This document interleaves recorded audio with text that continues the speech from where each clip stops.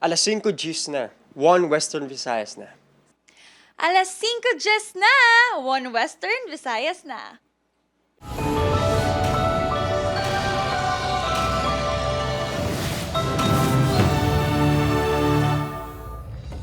Mga balita nga atong tutukan, subong nga Biyernes, dugang nga police kag intelligence personnel gindeploy sa Iloilo International Airport kasunod sa pagamok sa isa ka pasahero. Direct assault with attempted homicide, gipasak ang akaso batok sa lalaki nga nagamok sa Iloilo International Airport. Ido ginrescue matapos gintiros ang Indian target sa Barangay Villamonte, Bacolod City. Bilyaran sa Barangay Luna, Haro, ginraid ang kapulisan bangon sa illegal nga pustahanay. Duha ka manok pangisda na rescue matapos agkapan ng ila bangka sa kadagatan sa Bacolod City.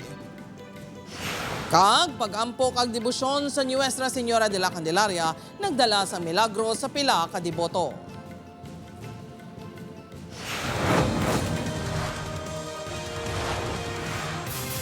Ini ang GMA Regional TV, One Western Visayas.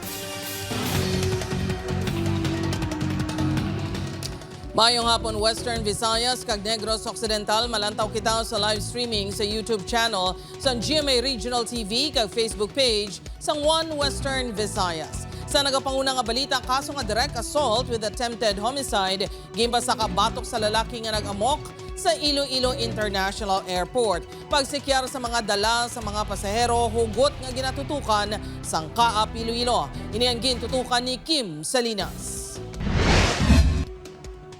Higayon na napasakaan sa kaso ang 54 anyos nga si Roland Lanyohan, ang lalaking nagamok sa Iloilo International Airport sa Miyerkules ng hapon.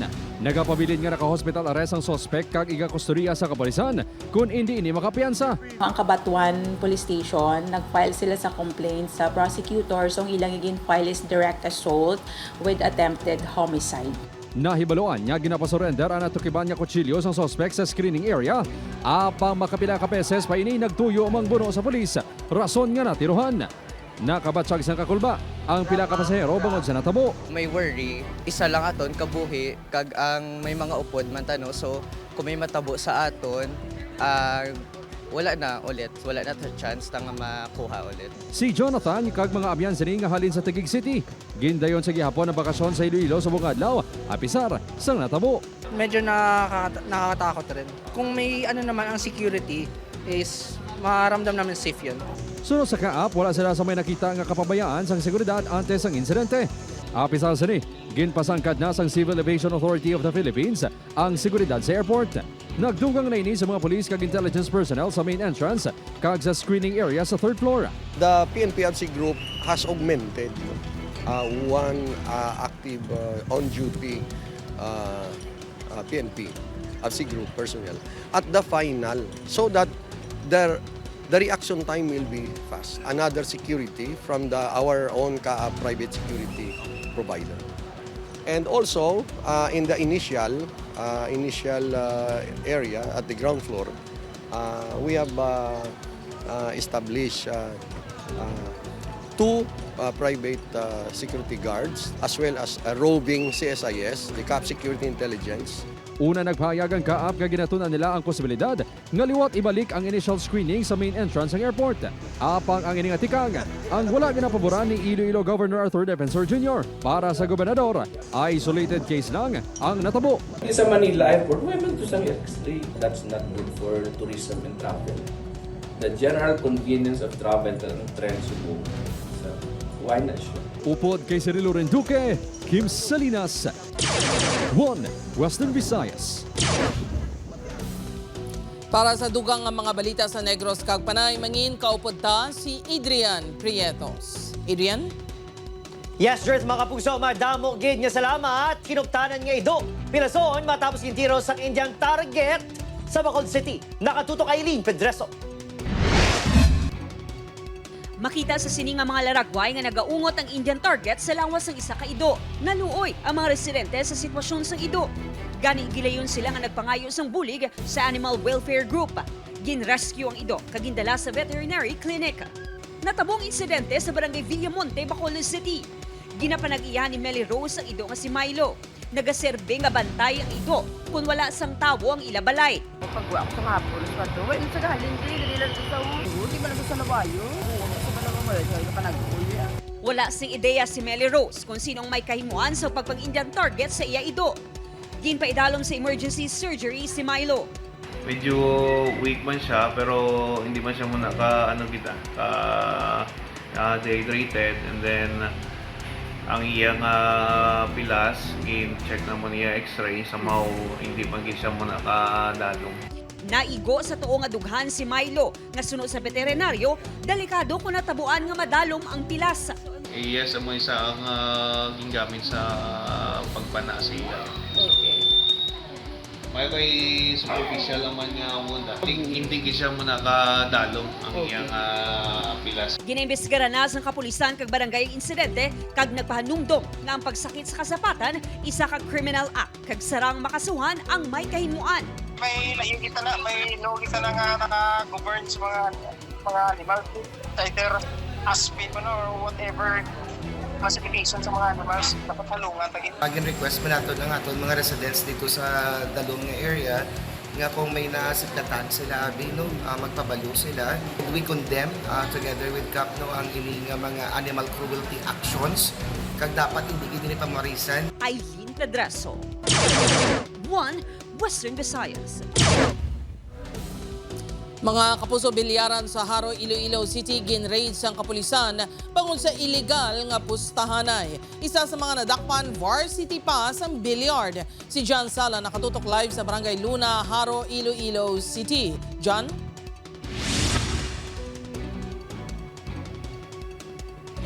Jert, may permit na mag-operate apang mangod may nagaluntad nga illegal nga pustahanay nangin subject sa raid ang isa ka bilyaran diri sa distrito sang Haro.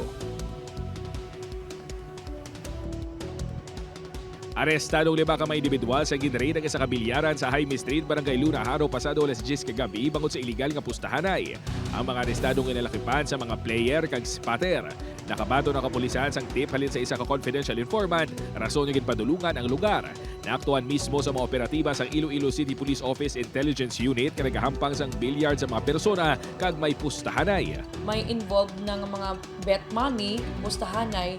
So ano pag subject na siya for monitoring kag na timingan gid no in plain view na aktuhan dito nga matuod ang information nga may pahampang or nagasinugal na to dito sila. Na-recover ang bet money nga masobra 4,500 pesos, tako kag bola sang billiards. Lakip sa mga nadakpan ng isa ka grade 12 student nga varsity player sang billiards sa isa ka bulutuan sa syudad sang Iloilo. Nagadami ako sir, nga mapustanay. Suno sa barangay official nga nagatubang sa Nustim, wala sila sang ideya sa nagalutad nga pustahanay sa among kabilyaran kag nag-ako man nga wala sila sang monitoring nga ginpatigayon.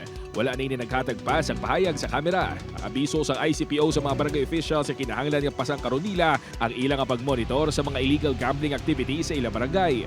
Pagka gani nga may mga pinustahanay da or may mga info report nga mag-involve na sang bet money or pustahanay, bilang mga kuan opisyalis sang barangay dira no, siguro dako gid ang mabulig naton or nila para nga mag-remind no sa aton mga pumuluyo. Ginkustodiya sang kapulisan ang mga nagkaladakpan kag natala nga pasakaan sa kaso nga paglapas sa Presidential Decree 1602 ukon bayulasyon sang anti-illegal gambling.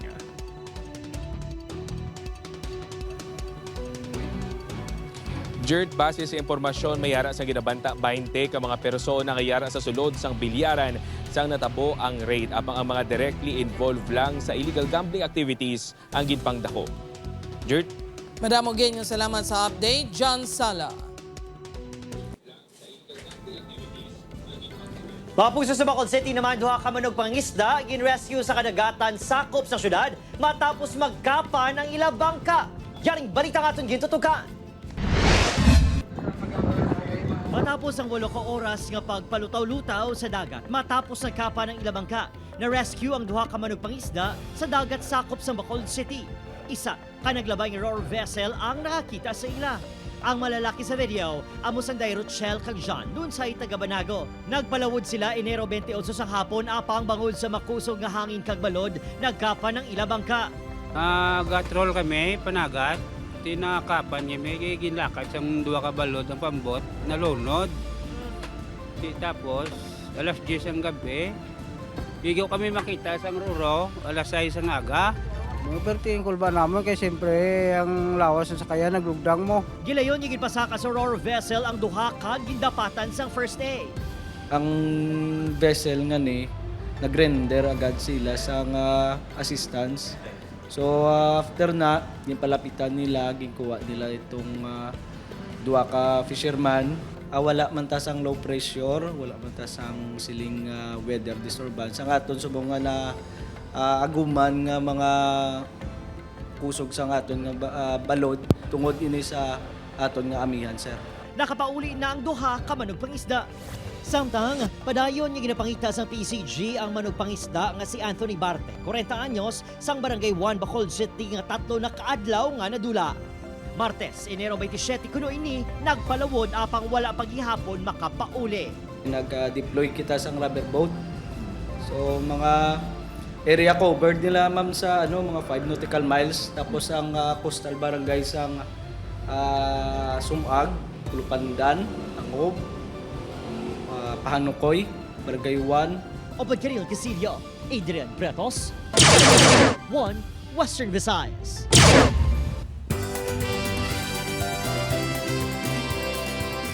Pagampo kag debosyon sa Nuestra Señora de la Candelaria nagdala sa milagro sa pila ka deboto. Ini ang gintutukan ni Kim Salinas.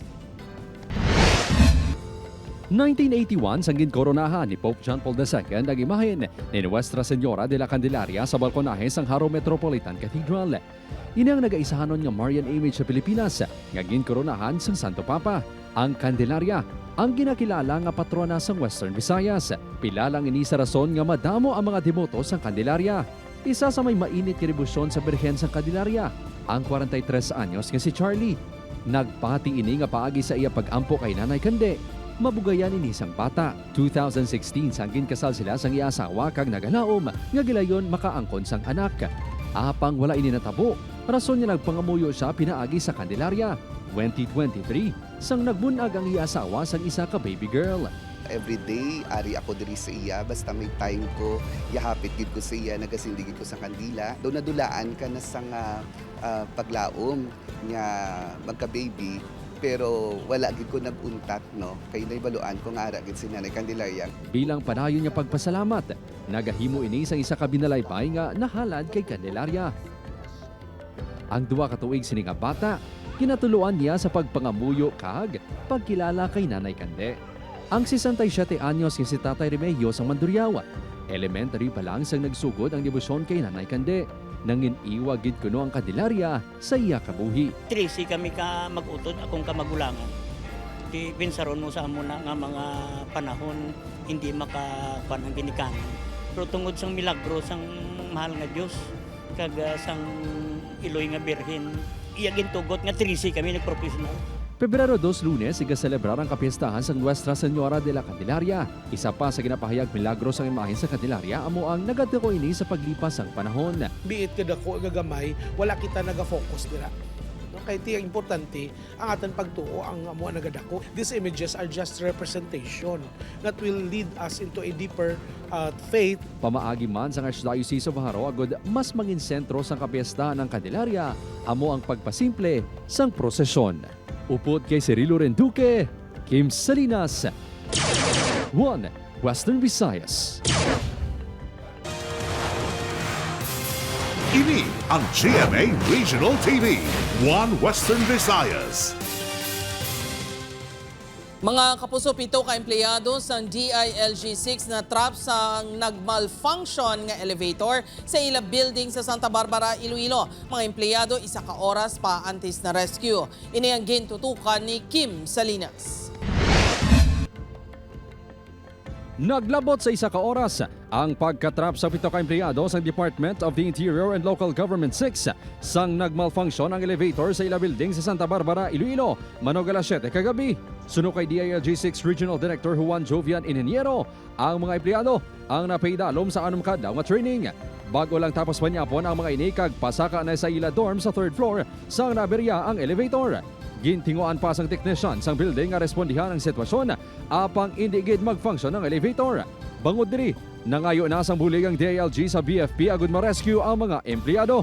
In off Manila ang kuryente, then nag-provide sila sang ladder kag gin-open nila sa dira sa ceiling or sa topmost portion sang elevator, di ba may opening na da. And dito nila isa-isa gin-rescue or ginpagwa ang mga na-trap nga personnel. May bukas, kaya we try na magkaroon ng kaya. Then nagkaroon kami ng immediate na para may hangin sila, nilagyan namin yung kahoy, tapos may ventilador. Habang hinihintay. Sang ma-rescue, galayon sila ginhatagan sang medical kag psychological nga pagtamod. Sa karon, yara na sa maayo nga kaimtangan ang mga empleyado nga nag-edad 20 to 30 anyos. 4 sa ila mga babae. Sunod sa DILG, hindi overloaded ang elevator. Bangod 8 ang maximum capacity. Bangod sa insidente, ginpatawag na sang DILG ang kontraktor sang elevator. Mayo 2025 lang sang gin-turnover ang building kag yara pa sa warranty period ng proyekto. We ask also our engineer to validate and to test ulit. Mag-file ng another engineer para matest yung kanilang ginawa. Para sigurado lang. Temporaryo nga hindi anay pagamiton ng elevator. Iga-train man sang DILG ang iban pang empleyado agud makabalo sang himuon kun matrap. Kumpletuhon man sang ahensya ang rescue equipment sa building. Nagpahanumdum ang BFP. Hindi lang kita magpanik and pwede man nga mag-call kita sa sino man mga contact naton from the outside sa elevator. Upod kay Cirilo Renduque, Kim Salinas, 1 Western Visayas.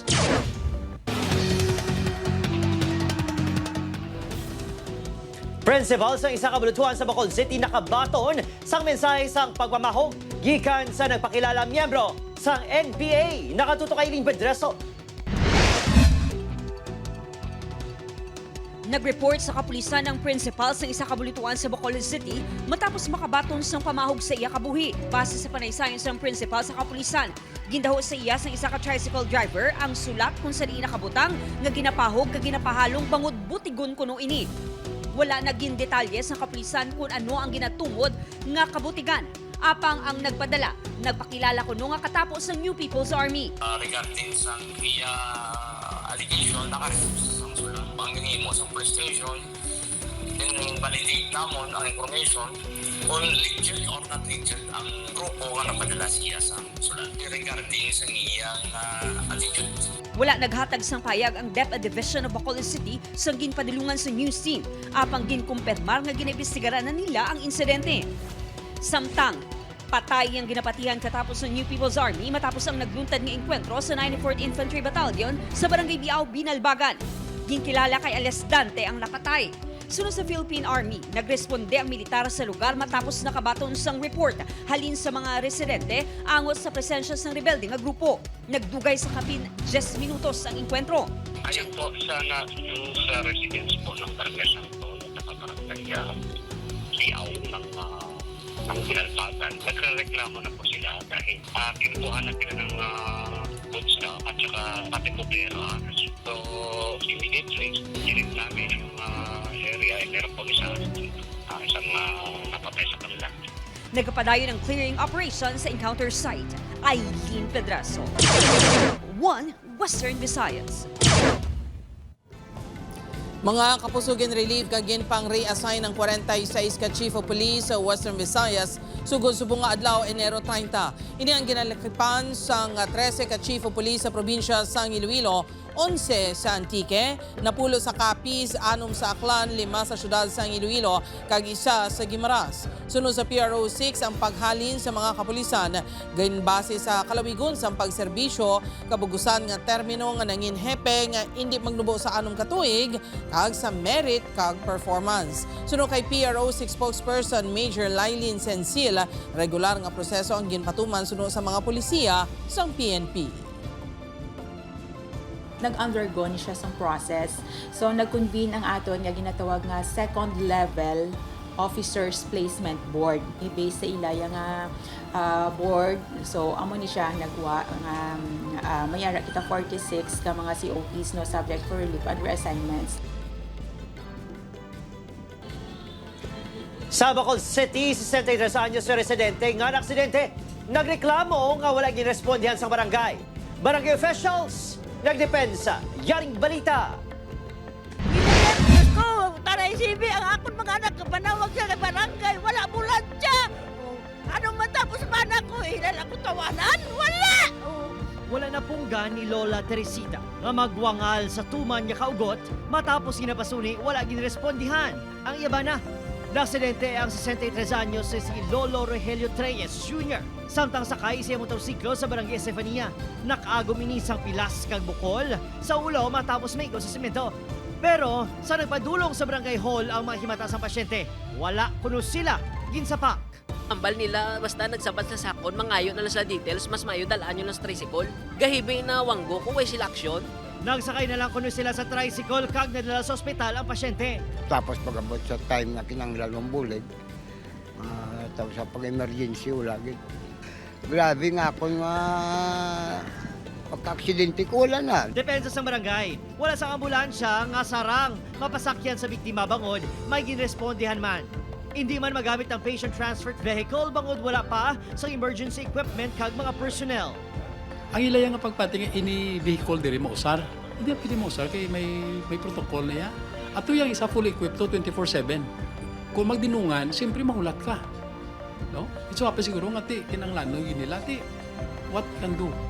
Plano sa himata sa pasyente nga ipalabot ang reklamo sa LGU.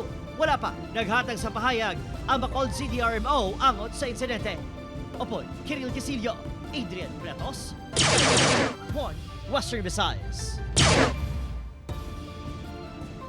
Mga kapuso, donate blood, save lives. Magpakigbahin na sa bloodletting sa GMA Regional TV kay Philippine Red Cross. Sa Pebrero 6, patigayunon ang aktibidad nationwide. Sa Iloilo City, hiwaton ini sa fountain area sa Robinson sa Iloilo, humalin alas 9 sa aga. Sa Bacolod City naman, sarang magpadulong sa second floor, north wing sang SM City Bacolod ang donors. See you there, mga kapuso.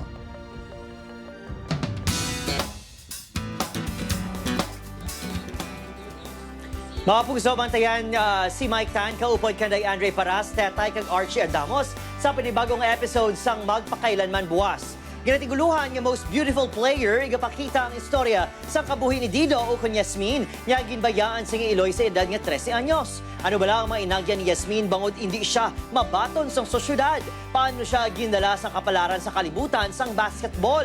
Bantayan inabuwas sa Magpakailanman 8:15 p.m. sa GMA kag GMA Pinoy TV. Ini ang GMA Regional TV, One Western Visayas.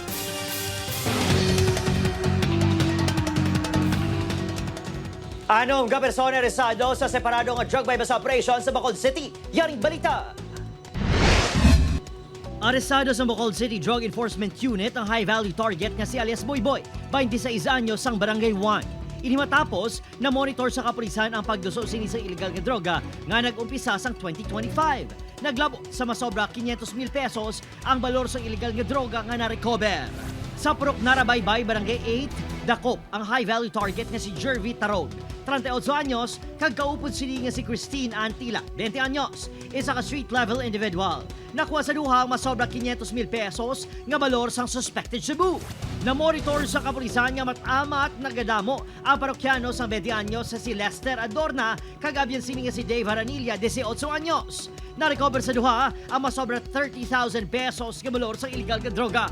Kit-kit tres naman ang 35 anyos si Eileen King sa Ligumba matapos magwal sa masobra 50,000 pesos nga balor sang shabu sa gidkasang operasyon sa barangay Mansilingan.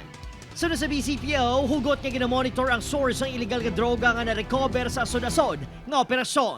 Kung may drugs nga daw yellowish nga nag-agi sa Dumaguete, most likely nagaling na sa Mindanao because of the quality of shabu nga makita mo. Opon, Kiril Castillo, Adrian Pretos, 1 Western Visayas.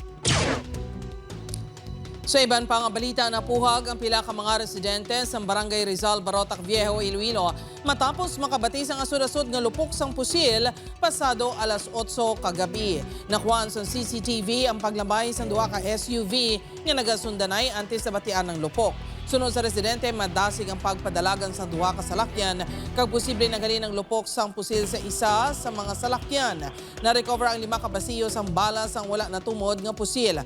Gin-report na sa barangay ang insidente sa kapulisan. Wala naman sang nasamaran sa insidente. Sa una sa upuhan lang gid sa Taytay, paglako sa Taytay, may balay nga duwa. Then pagtapos na sa duwa ka balay, tira sila nagpalukpok mo. Sige siya mo. May nag-ilong-ilong pa wala ng mga tios kahon.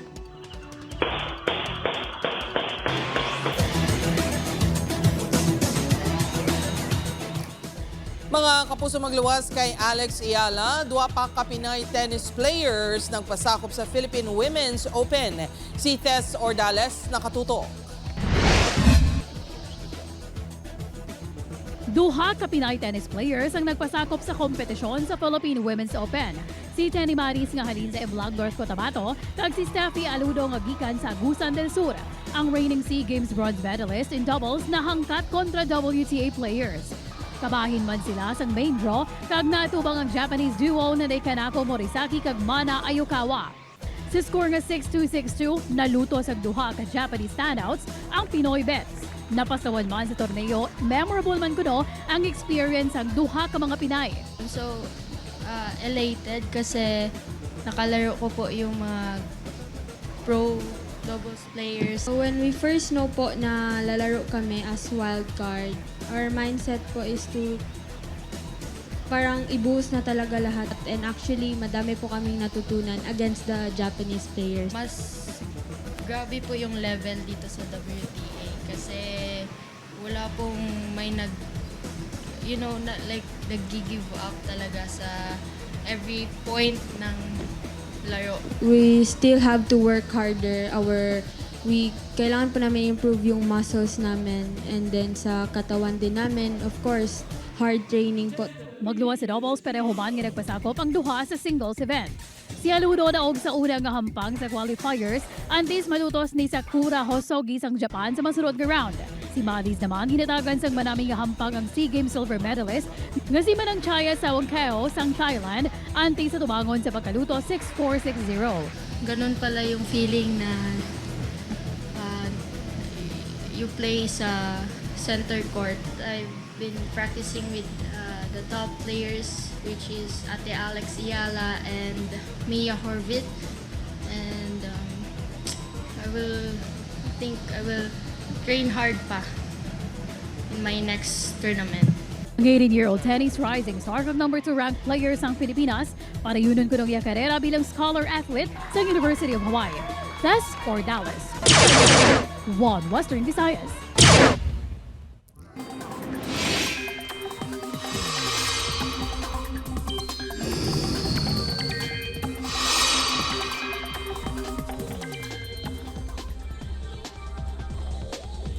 Mga puso, duha naman ka weather systems ang nag-apekto sa pungsod kag magadalasang pag-ulan sa pinakabahin sang pungsod.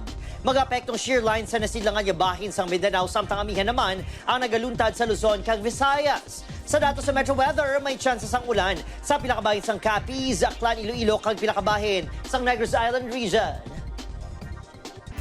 Mga kapuso, sino bala ang hindi maghihom kag malingaw kung malabayan mo ang dancing traffic enforcer nga ini. Makita sa video nga all out ang energies ang traffic enforcer samtang nagamanihar sa dalagan sa trapiko. Kuha ini sa diversion road sa Mandurriao kag ang traffic enforcer mo si Eduardo John Alabanzas sa Iloilo City Traffic and Transportation Management. Nabatian lang kuno niya nga may nagtukar nga halabira, rason nga nagsaot man siya. High school pa lang kuno, dancer na gali si Eduardo.